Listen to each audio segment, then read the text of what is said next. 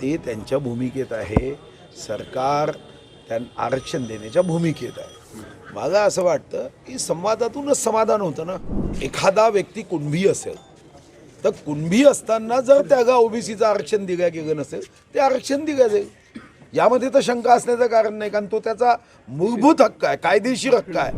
असं आहे की काँग्रेसला एक वाईट सवय लागली आहे आणि ही सवय म्हणजे त्यांना पॉलिटिकल अल्झायमर नावाचा एक आजार झाला आहे की राहुल गांधींच्या नावापेक्षा जर आपल्याला देशामध्ये थोडे काय शिल्लक आहेत ते टिकवायचे असतील तर मग खरगेला दिलं पाहिजे. साहेब, जरांगेंना आपले प्रतिनिधी मंडळ भेटलं, सरकारचे प्रतिनिधी भेटले आणि ते पुन्हा एकदा मुदत आता वाढवून दिली जाणार नाही असं म्हणतात. 24 तारखेचा दर्शन सरकारवरती आहे.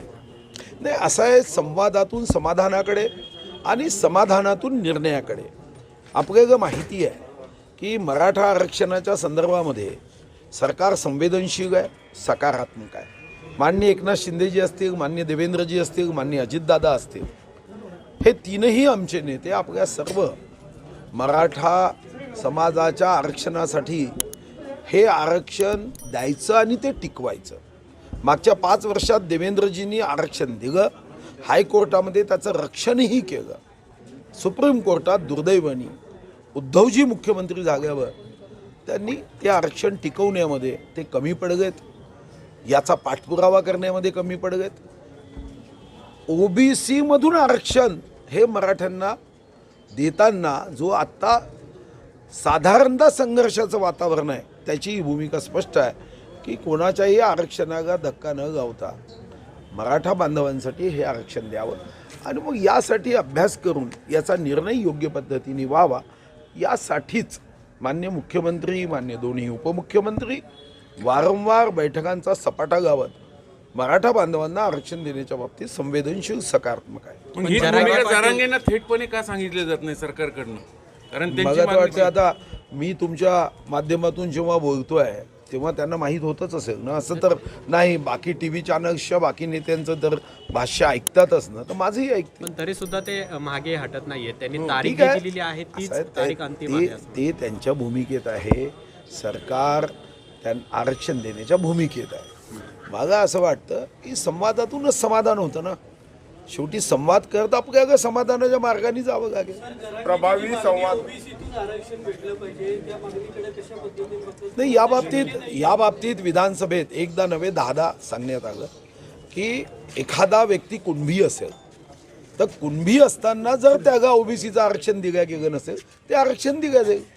यामध्ये तर शंका असण्याचं कारण नाही, कारण तो त्याचा मूलभूत हक्क आहे, कायदेशीर हक्क आहे की त्याच्याकडे पुरावे आहे, त्याच्याकडे नोंदी आहे, तर त्याला दिलंच पाहिजे. आणि याबद्दल छगन भुजबळ साहेबसुद्धा या बाबतीमध्ये अनुकूल आहे, सकारात्मक आहे. त्यांनी सकारात्मक प्रतिसाद दिला आहे. प्रश्न एवढाच आहे की ओबीसी आरक्षणामध्ये कुणबी नसताना इतरांना द्यायचं का?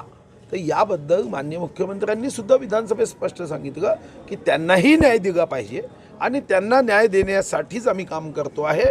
मागच्या कार्यकाळात आपण आरक्षण दिलं, हायकोर्टात टिकवलं. जरांगे कुणाच्या तरी सांगण्यावरून अडून बसलेले आहेत असं जे काही बोललं जातंय की आरोप केला जातोय किंवा चर्चा आहे त्याच्यामध्ये यावर काही मग भाष्य करण्याची आवश्यकता नाही. मला असं वाटतं की तुम्ही असं काहीतरी बोगायला गाऊन मग TV मध्ये दाखवायचं आणि कुस्ती घडवायची, हे कुस्ती घडवायचं कारण नाही आहे.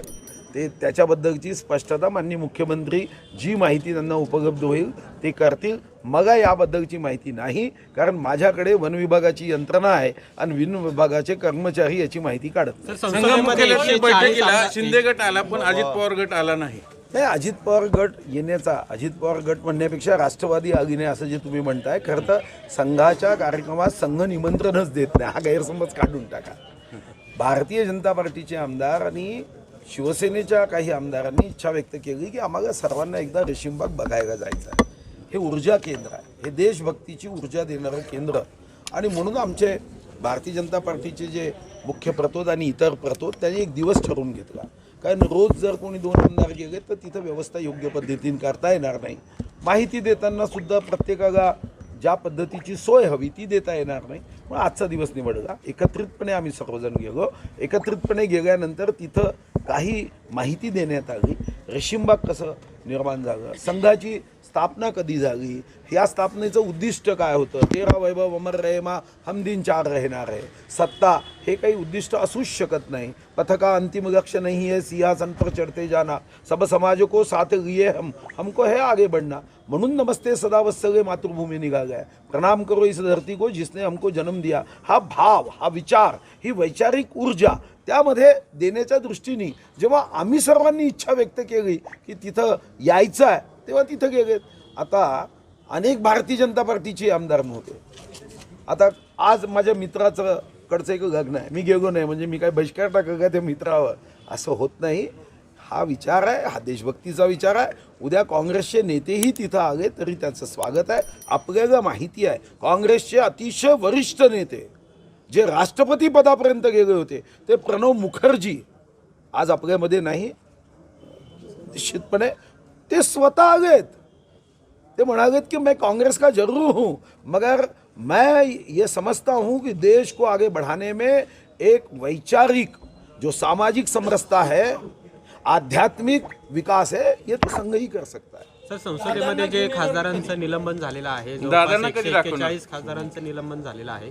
देशामध्ये इतिहासात पहिल्यांदाच अशी घटना घडली, अशी देखील टीका आता विरोधकांकडून केली जाते. नाही, टीका करणाऱ्यांनी या अगोदर काय काय केलं, विधानसभेत 30 वर्ष मी बघितलं ना, 30 वर्ष आम्ही अनुभवलं आहे. त्याच्या विरुद्ध मी स्वतः उभा राहून अनेकदा संसदीय आयुधांचा उपयोग केला आहे. असं आहे की काँग्रेसला एक वाईट सवय लागली आहे आणि ही सवय म्हणजे त्यांना पॉलिटिकल अल्झायमर नावाचा एक आजार झाला आहे. ते विसरून जातात की त्यांनी काय केलं. म्हणजे मी असे काँग्रेसचे नेते पाहिले जे सांगतात 20 वर्ष झाले आमच्या मतदारसंघात हे काम झालं नाही. अरे बाबा, या महाराष्ट्रात 47 वर्ष 2 महिने 1 दिवस हे तुमचंच सरकार होतं. आणि मग उद्धवजींनी जेव्हा 24 ऑक्टोबर 2019ला जनादेशाचा अवमान केला, महाराष्ट्राच्या जनतेचा अवमान करून भाजपशी नातं तोडून काँग्रेसशी नातं जोडलं, ते 2 वर्ष 8 महिने. आणि तुम्ही आम्हाला सांगता 20 वर्षापासून तुमच्या मतदारसंघात काम झालं नाही. कोण जबाबदार आहे? तुम्ही तुमच्या नापासची मार्कशीट आमच्या हातात आहे, दोष आम्हाला देऊ नका. नापास तुम्ही झाला आहात.